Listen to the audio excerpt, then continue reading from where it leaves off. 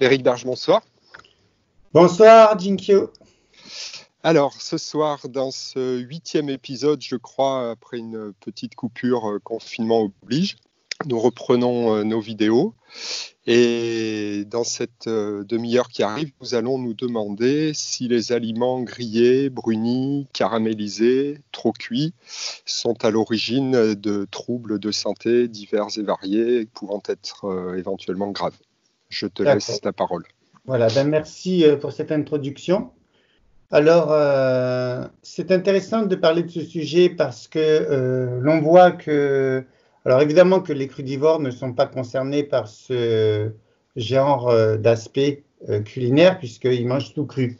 Mais quasiment tous les autres régimes, que ce soit le régime omnivore, végétarien, végétalien, végan, etc., et d'autres encore, peuvent être concernés par la cuisson des aliments, puisque ces régimes-là peuvent consommer du cru et du cuit. Alors, les aliments grillés, brunis, caramélisés sont très souvent appréciés sur le plan organoleptique, c'est-à-dire au niveau du goût, parce qu'il y a un côté caramélisé qui plaît bien.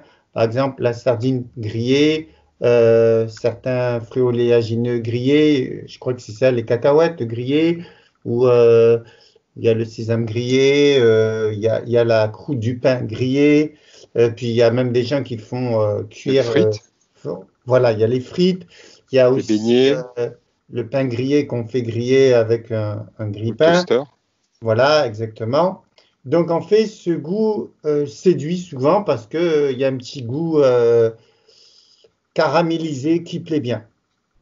Simplement, la question c'est est-ce que c'est favorable pour la santé? Parce que n'oublions jamais qu'au-delà du plaisir, la raison première pour laquelle on mange, c'est pas pour générer du plaisir, même si c'est très lié, mais c'est pour nourrir les cellules et pour favoriser la pérennité de la vie. Nous l'oublions jamais parce que il arrive que certaines personnes mettent la notion de plaisir avant tout, et si on met la notion de plaisir avant la raison primordiale qui est de nourrir les cellules, ça peut poser des problèmes. Alors, en l'occurrence, on va essayer de voir les 3 catégories d'aliments qui sont impactés lorsqu'on chauffe un peu trop les aliments.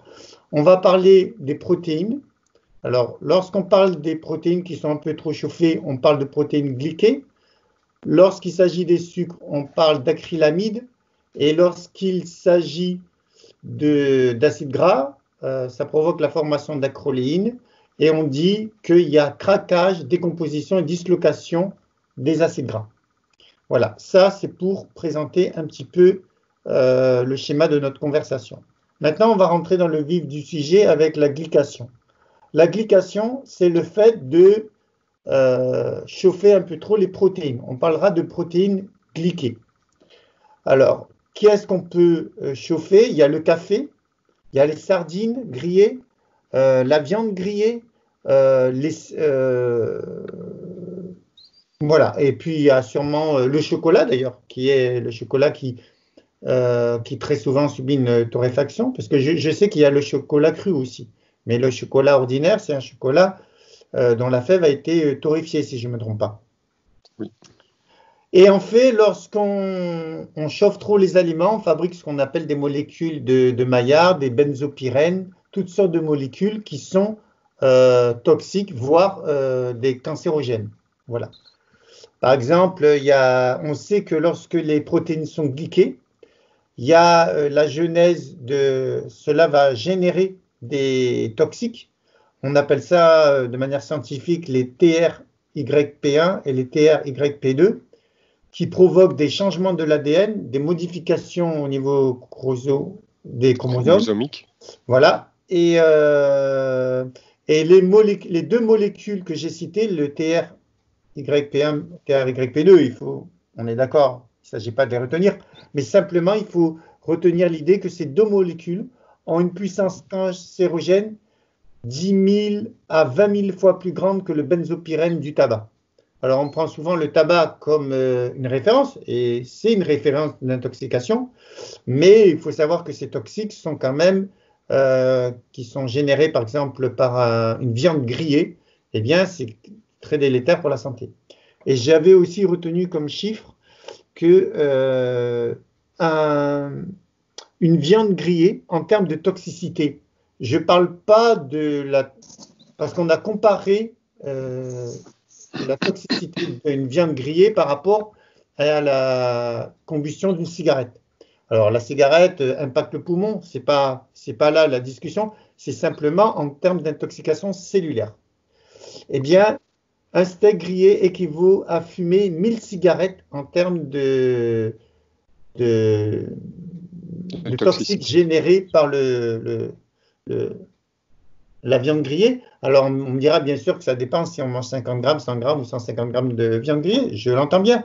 Mais en tout cas, c'est pour mettre un bémol sur toutes ces cuissons qui sont certes intéressantes sur un plan organoleptique et encore, ça ne séduit pas tout le monde. Un crudivore qui a l'habitude de manger cru depuis de longues années ne sera pas forcément séduit par un morceau de viande grillée. Mais pour nous, par rapport à notre culture du goût, c'est souvent des saveurs qu'on apprécie. Je parlerai des frites ailleurs puisque les frites, ça concerne les sucres et ça concerne la calamine. Donc là, j'essaye de plutôt parler uniquement des protéines glyquées. Les protéines glyquées aussi peuvent, ce phénomène de glycation peut être spontané lorsqu'il y a trop de sucre dans le sang et c'est ceux qui expérimentent les diabétiques qui ont un taux de protéines glyquées important. Et d'ailleurs, on évalue l'évolution de la maladie en fonction du taux de protéines glyquées que l'on trouve dans le sang. Le problème de ces protéines glyquées, ce sont des protéines qui ont été transformées et il n'y a pas d'enzyme pour neutraliser ces protéines. Autant l'organisme possède des enzymes pour dissoudre, pour démanteler certaines protéines toxiques et les évacuer. En l'occurrence, cette enzyme, c'est un organe qui se trouve à l'intérieur des cellules et qui s'appelle le protéasome, qui détruit les protéines en les coupant en de nombreux peptides de 9 à 12 acides aminés, inoffensifs. Mais le protéasome ne peut détruire les protéines glyquées qui vont s'accumuler à l'intérieur de la cellule et provoquer des désorganisations, des modifications de l'ADN et des chromosomes, et ensuite provoquer des maladies graves comme le cancer. Donc c'est ça qu'il faut le retenir. Alors je ne dis pas que, je ne fais pas un raccourci en ce moment en disant que manger de temps en temps grillade de viande ou de la sardine grillée va provoquer un cancer, mais ce ne sont pas des habitudes à avoir de manière régulière, que au final ça peut être délétère pour la santé. C'est quand même important de le savoir. Et donc, l'organisme n'est pas doté d'enzymes nécessaires pour neutraliser ces toxiques nés d'acides aminés qui ont été brûlés, grillés, etc. Par contre, de mémoire, je sais que j'avais lu des travaux sur le jus d'herbe d'orge frais. Je dis bien le jus d'herbe d'orge frais et non la poudre d'herbe d'orge. Le jus d'herbe d'orge frais, des chercheurs ont découvert qu'il possédait un enzyme qui s'appelle le P450, si je ne me trompe pas, et qui est capable, c'est le seul, à ma connaissance, et d'après les travaux scientifiques que j'ai pu trouver, qui soit capable de neutraliser les acides aminés nés de glycation. Il paraît d'ailleurs que les chercheurs disaient que c'était quelque chose de phénoménal parce que jamais ils avaient trouvé des enzymes dans la nutrition capables de neutraliser ces protéines glyquées et dans le corps, il n'en existe pas. Donc, c'est quand même à savoir que si vous buvez des jus d'herbe d'orge frais, vous pouvez, alors il n'est pas question non plus de boire des jus d'herbe d'orge frais pour se permettre ensuite de manger des grillades, mais en tout cas, il semblerait qu'il y ait un enzyme à l'intérieur qui contribuerait à dissoudre les protéines glyquées. Les fameuses TRYP1 et TRYP2. Voilà, ensuite, quelle est la conséquence de la glycation des protéines? C'est l'hypercholestérolémie, l'angiopathie, le diabète, le vieillissement général de l'organisme, les maladies inflammatoires, l'arthrose, l'arthrite, beaucoup de maladies qui sont considérées par le docteur signalé comme des pathologies d'encrassage, eh bien, peuvent avoir, je ne dis pas systématiquement, mais peuvent avoir comme origine une accumulation de protéines glyquées. Et d'ailleurs, j'en profite pour mettre un bémol sur le café. Le café, c'est la boisson nationale. Le café, très souvent, assez régulièrement, on voit des études pour valoriser les effets positifs du café en disant que ça stimule la mémoire, que ça stimule, en l'occurrence, la mémoire à court terme, etc., que ça aurait des bienfaits, ceci, cela.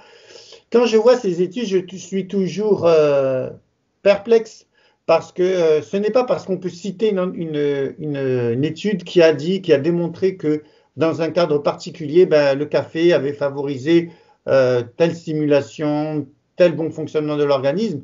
C'est toujours des études qui sont, pour moi, à l'emporte-pièce parce qu'elles n'ont pas de vue d'ensemble. Le café, certes, peut être positif à un moment donné, comme d'ailleurs n'importe quelle drogue.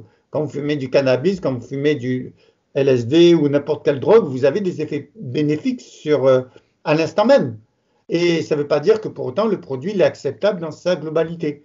Alors le café, on est bien d'accord, on ne peut pas le comparer à du LSD ou à de la marijuana ou d'autres drogues, mais ça reste un produit qui, de manière ciblée, peut être intéressant, mais de manière globale, on ne peut pas considérer qu'un aliment qui a été chauffé entre 500 et 800 degrés, donc il n'y a plus de vitamines, plus de minéraux, etc., est un aliment favorable à la santé.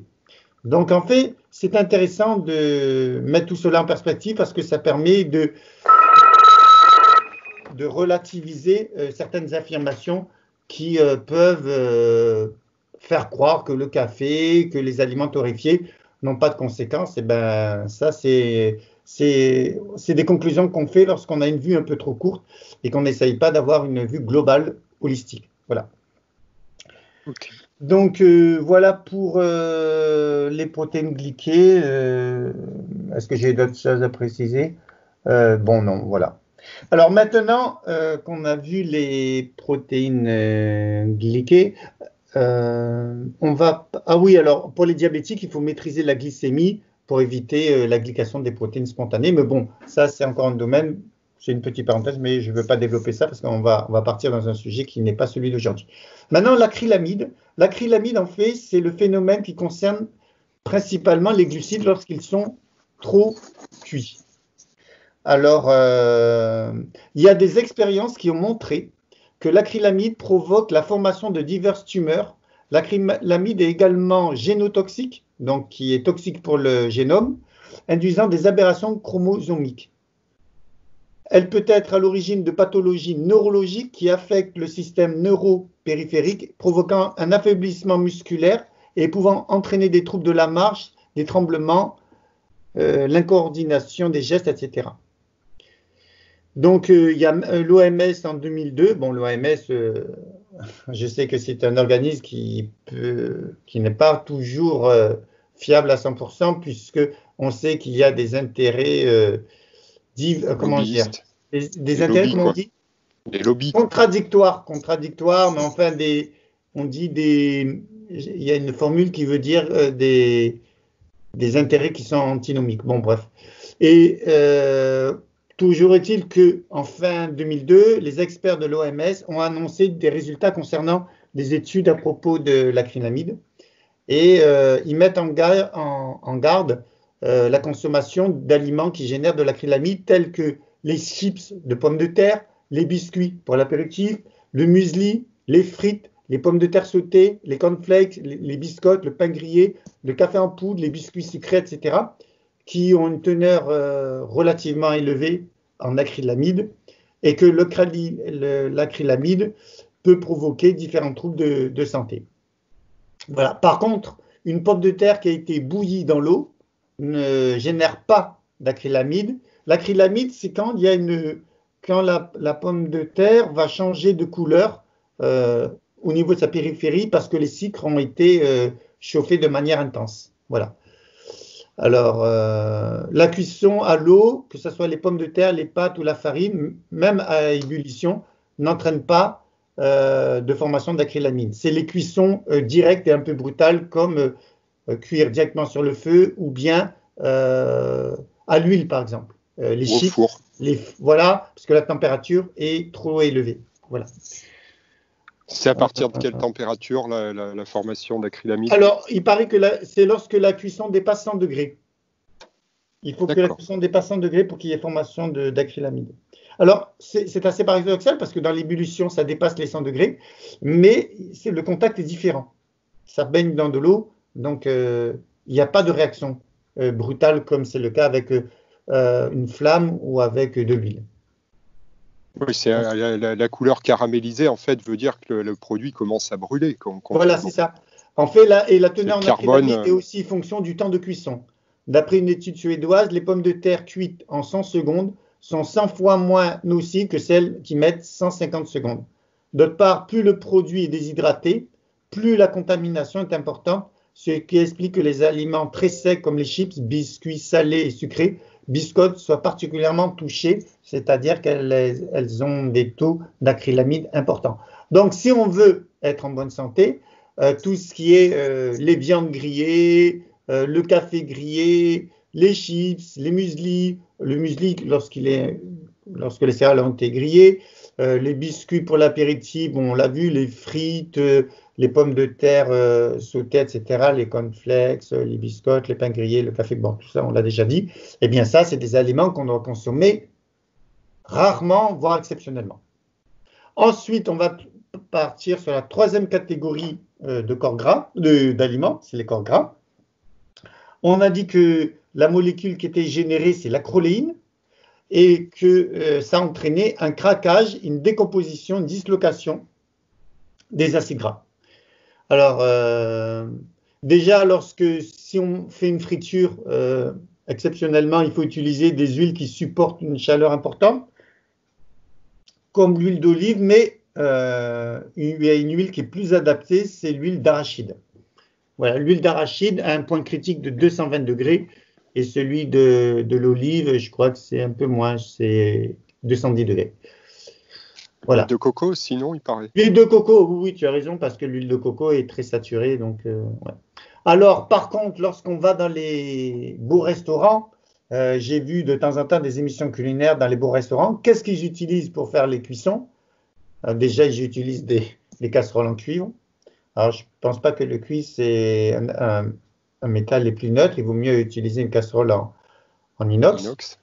Parce que le cuivre, s'il y a des molécules qui se détachent, ce n'est pas du tout anodin. Et après, ils utilisent souvent le beurre. Ah ben alors ça, dans les beaux restaurants, ils utilisent le beurre. Et ça, c'est vraiment qu'ils ont... Ce n'est pas une critique que je fais aux chefs cuisiniers étoilés, mais je pense que ça, c'est un manque de connaissance. Le beurre ne devrait pas être cuit. Le beurre se dégrade et devient très vite toxique sous l'action de la chaleur. Il génère un des pires ennemis du foie, qui est l'acroléine. Voilà. Donc, le beurre le beurre ne devrait jamais être cuit car son seuil de tolérance maximum ou point critique est relativement bas. Il est de 130 degrés. C'est à partir de cette température, il devient toxique pour le foie et l'organisme. Voilà. Donc, le beurre, il faut remplacer le beurre par des huiles de cuisson, voilà, et en utilisant des poêles de bonne qualité, et puis voilà. Donc, on vient de voir, c'est une petite vidéo courte, mais en tout cas qui se veut concise et précise, et voilà, juste pour donner quelques informations. Si on est dans une démarche santé, on favorise les aliments crus. On peut consommer une partie de cuit, il n'y a pas de souci, mais jamais de cuisson excessive car ça génère des toxiques. Alors imaginez-vous les gens qui prennent des cafés, qui mangent régulièrement dans les fast-foods et qui mangent peu de légumes, le bilan ne peut pas être terrible. Hein. Et c'est malheureusement la réalité pour beaucoup de jeunes, ça c'est sûr, et pour une partie des adultes. Voilà. Donc c'est des informations qui, à mon avis, devraient être diffuser le plus largement possible pour éviter ce genre d'erreur. Voilà. Est-ce que tu as des questions? Oui. Enfin, une remarque d'abord. Tu n'as pas dit les risques, entre guillemets, qu'on encourt à cause de l'acroléine. C'est le même que l'acrylamide, tout ça. J'ai dit que c'était le pire ennemi du foie. L'acroléine, en fait, attaque le foie. Ensuite, en ce qui concerne les autres molécules, acrylamide, alors pour les... Non, mais Oui, ça, tu l'avais, c'est juste pour le gras que tu l'as pas ah précisé. ben, non, non, à un C'est moment, juste un problème par rapport au foie. Il n'y a c'est pas le foie qui est le plus d'accumulation ou... touché. Après, quand le foie est touché, il peut y avoir 1000 maladies possibles. Mais on considère que c'est un... En fait, c'est le foie parce que c'est le foie qui va gérer les corps gras. Ouais. Mais je suppose que bien des maladies, si on s'amusait... D'ailleurs, ce qui est intéressant, c'est que quand il y a un jeune qui avait créé un film aux États-Unis qui s'appelle Super Size Me. Il avait pendant un mois mangé matin, midi et soir dans un Au fast-food, McDo. 3 repas matin, midi, soir, comme on devrait pouvoir le faire dans n'importe quel restaurant. En prenant Un XXL à mois, chaque fois. en un mois, excuse-moi. En prenant XXL à chaque fois. Voilà, exactement. En un mois, il avait pris 11 kilos, mais c'est pas tellement ça, c'est que tous ses taux sanguins avaient été complètement alarmants, selon les dires des médecins qui le suivaient. Et un des spécialistes a dit que son foie avait grossi et qu'il était en état inflammatoire. Donc, on peut imaginer que c'est une des conséquences de la choléine, puisque eux, ils n'hésitent pas à faire frire le poisson, à faire frire. Alors, est-ce qu'il y avait du beurre? Ah non, ça c'est vrai. Mais Non, ils alors, là, on n'utilisent pas parle de de beurre, c'est gratine. trop Non, cher. il n'y a pas de beurre, c'est trop cher. Mais C'est des par contre, margarines. quand les corps gras sont chauffés, par contre, on mange beaucoup de fritures. Et les fritures, avec les fritures, on a tout, on fait. Si on frit des Des protéines, pommes de eh terre. ben, on a de la glycation. Si on frite, on fait frire des patates, on a des frites, donc on a de l'acrylamide. Et ensuite, on a de l'acroline, puisque l'acroline, ça ne concerne pas que le beurre, ça concerne les matières grasses et les lipides en général. Donc, ben, c'est la totale. Et c'est pour ça que vraiment, les jeunes qui mangent régulièrement dans les fast-foods devraient quand même se poser des questions. Et d'ailleurs, c'est pour ça qu'on trouve de plus en plus de jeunes qui ont des tumeurs à 20, 25 ans. C'est juste phénoménal. Mais quand on les interroge et qu'ils vous disent qu'ils boivent des sodas, pour pas citer le Coca-Cola du matin au soir, et qu'en plus de ça, ils mangent chez une enseigne très connue, ou une autre d'ailleurs, peu importe, dans un fast-food, et bien évidemment que après c'est catastrophique au bout de quelques années. Hein. On n'a pas besoin D'accord. D'ailleurs, aujourd'hui, on trouve des Alzheimer et Parkinson. Avant, ça touchait les personnes de 70 ans ou 80 ans. On trouve des Alzheimer Parkinson à 30 ans. Parkinsonien à 30 ans, et on m'a dit Alzheimer même avant 30 ans. C'est juste incroyable. Mais quand on s'intéresse un minimum à la nutrition, manger, c'est jouer un peu le rôle d'un biochimiste, d'un biologiste, d'un biochimiste. On fait des mélanges qui sont soit toxiques ou bien qui ne sont pas toxiques. Et mélanger des aliments, les cuire, les transformer, c'est pas anodin. Voilà. Donc, si on s'intéresse à sa santé un temps soit peu, eh ben, on s'intéresse à ces choses-là. Voilà, c'est tout. Ok. Bon, bah écoute, voilà. Petite vidéo explicite Oui, à consommer avec grande modération, on va dire. tous ces aliments. Et je mets en garde les articles qui ont tendance à donner un éclairage trompeur, par exemple des vertus du café ou des vertus du chocolat, sans avoir cette approche globale. Les effets secondaires, quoi. Un café de supermarché, il est chauffé entre 500 et 800 degrés. Non seulement il n'y a plus rien en termes de nutriments, mais il n'y a que des toxiques. Donc, ça vaut la peine de se poser des questions. Et ce n'est pas parce qu'un article scientifique dit que le café stimule la mémoire ou que le café stimule l'activité physique ou peu importe, que pour autant on va en boire du café. Et ça serait bien de voir aussi les effets qui sont délétères au café, quoi. Donc voilà. Après, ceci dit, je ne suis pas en train de mettre à l'index les personnes qui consomment un peu de café ou qui consomment une pizza de temps en temps ou même des chips de temps en temps ou une viande grillée. C'est la répétitivité qui pose un problème. Ces attitudes devraient avoir un caractère exceptionnel. Voilà, et bien sur ce, j'ai terminé. Je suis dans les temps. Ok. Eh bien, écoute, je te remercie, Eric. Ouais. À très bientôt pour une prochaine vidéo. Voilà, merci Jingyo. Ciao, ciao. Au revoir.